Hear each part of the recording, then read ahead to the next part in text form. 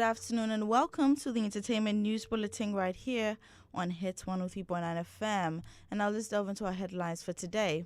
The inspiration behind my versatile style stems from King Solomon, and this coming from Ghanaian artist Nilante. Also in the news, westernization has painted a dented picture of African culture, and this is coming from Nilante again. And now moving away from that, Ghanaian actor Mauli Gavo shares how his basic education shaped his journey to success.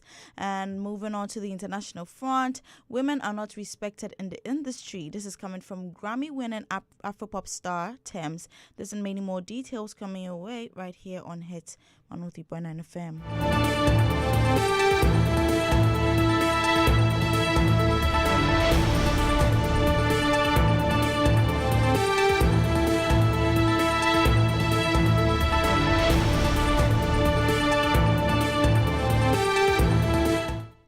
Well, welcome back from that interlude, and my name is Debby Sway, and I'll be your anchor for today. And now let's, get into the details for our first story. Ghanaian reggae Afro-pop musician and medical doctor Nilante has attributed his source of inspiration to King Solomon from the Bible. Now tagging the figure as a man of variety, Nilante says that he has learnt the need to be versatile in his music creation. Now speaking to Doreen Avio and Kwame Dati on Daybreak Hits, he mentioned that being confined to one thing makes one stale. What's the inspiration for that? King Solomon. King Solomon, they say how many wives? 700 and 300 concubines. You know me so? Yeah. Yes, I am. He be the wisest man. Oh. You know what I mean? And they talk about variety. Yo. Variety is the spice of life. If you date one thing inside, you go make stale. Say that again. You go make stale. The boys oh, are happy. But the boys make happy too much. No, sure quest. I know introduce variety. On your reggae song. Even Bob Marley self. If you watch in career, he plays songs like Jamming. He plays songs like Could You Be Loved. Could You Be Loved is almost like a disco track. Way back then, they get disco music. So even Bob was moving into different kind of realm. How would you, before Doreen comes in, how would you assess your music journey so far? Perfect.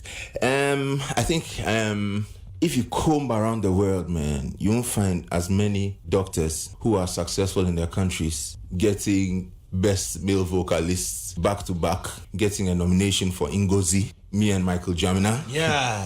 Black Rasta, Obama, with Queen Africa, Baby Take Good Care. The list goes on and on. Yeah. I think it's perfect. I think it's been perfect. They really give me that gap. If we did stage top and I give you mic and I hold mic, it go be battle. It go be serious battle. You understand? Yeah. So yeah, I think it's been perfect. Battling, balancing the two professions.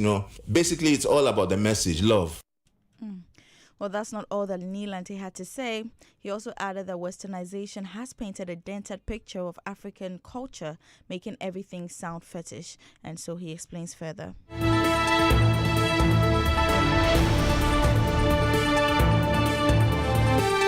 In Roman times, when they'd go to the Colosseums and, amphitheaters and the gladiators would fight and whatever, and you win, you're given like leaves to put around your head. It's called a garland, and we get that same kind of culture. Yeah. And this thing, they signify victory. Okay. But Western culture and Babylon, they try and make the thing look like fetish.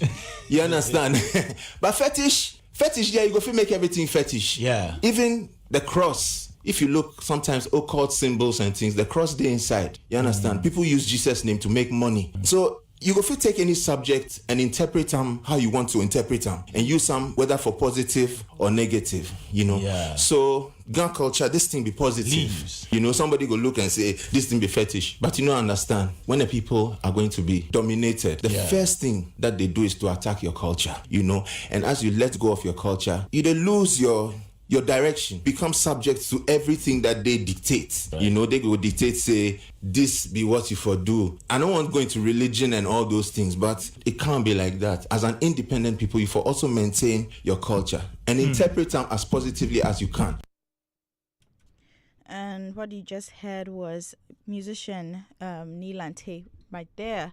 And now let's move on to our next story, where Ghanaian actor and media personality Mauli Gavo has shared how his basic education at Alpha Beta shaped his journey to becoming one of Africa's greatest forces and one of the biggest movie stars in Nollywood.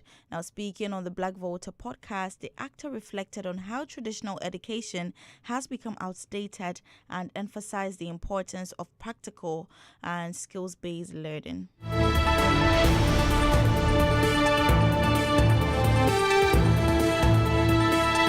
It's one of the things that shaped me because it allowed me to have this thing from early that the status quo doesn't necessarily have to define you. I used to think the GSS curriculum, I used to think half of the subjects were redundant. Back in the day, it was a bunch of rubbish. Where were we spending 45 minutes drawing a grasshopper? Drawing like a chisel, one of them ones. Now, I'm not saying it's not good education, but now if you look at how people are being educated, it's better to teach people the whys as opposed to the what. So we used to learn the computer and we'll say, oh, what is a computer? A computer is a device that, what is a mouse? A mouse is a why in the water? Yeah. We should have been learning the applications of those things. Back to why Alpha Beta was special for me. I feel like it opened my mind through the principle of necessary Paul. We should sort of put this thing in our step up. I forget what everybody's telling you that you're supposed to be. There's nothing that you can't do. If you do anything. And we started, I was learning salsa. I was trying my hands at taekwondo, pottery, tie and dye. Oh, really? Yeah. Back in the tie and dye, I used to draw comics for the newspaper. I used to do all sorts of things. I did tell you, Alpha Beta there. You're joking. I did tell you, yes. They formed a thing called Saturday School for the Gifted. So anybody who wanted to do something outside you, if you just go. We used to write books. We got a book published. I used to draw back in the day. As I see, and it got picked up for the newspapers. We used to make music, all of those things. But that sort of led me on this, Baba, elite. And I'm spending the most time on that because that's probably the one thing that I haven't spoken about. But now that I think about it, it probably identifies why I do the rest of the things that I do. So through it all, at every point, I never have a fear to just try new things. Interest. So I grew up not wanting to be a doctor, lawyer, none of those things, because I knew that I could be any of them if I really wanted. Wow, that is a very inspiring one from Mauli Gavo. And now let's move on to the international front, where Nigerian Afropop star Tems has told the BBC that people do not really respect women in the creative industry. Now, the two-time Grammy Award winner told the BBC that at the start of her career, she struggled to be taken seriously. Afropop has gained immense global popularity over the past decade, but despite this growth, it remains notoriously male-dominated. Now, Tems told the BBC that she wants to change the way women see themselves in music and hopes to achieve this through her new platform, the Leading Vibe Initiative.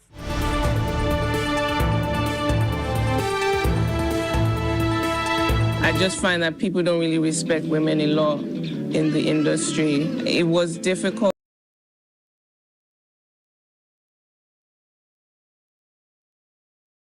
Ongoing. Personally, I've always wanted to redefine this perspective that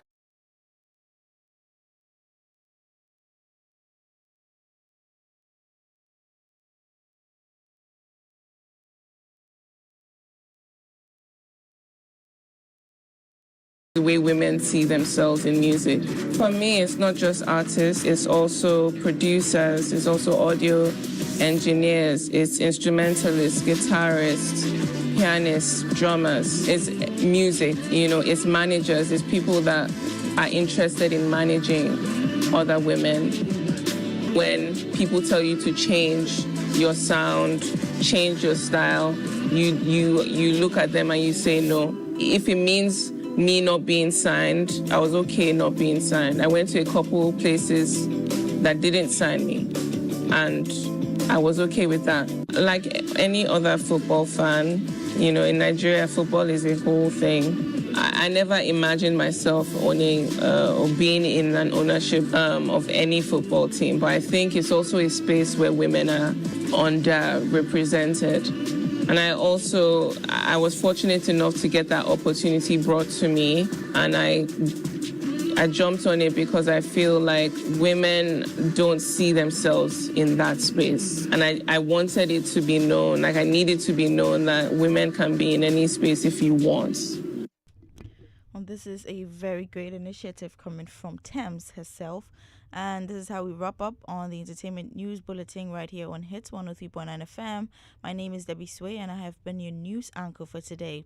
A big thank you going out to my producer, DJ Bradash, and also to Esther, who is helping on the social media front, and also to you for doing the listening wherever that you are. And up next is the afternoon ride with DJ Bradash and Andy Dusty, so stay tuned.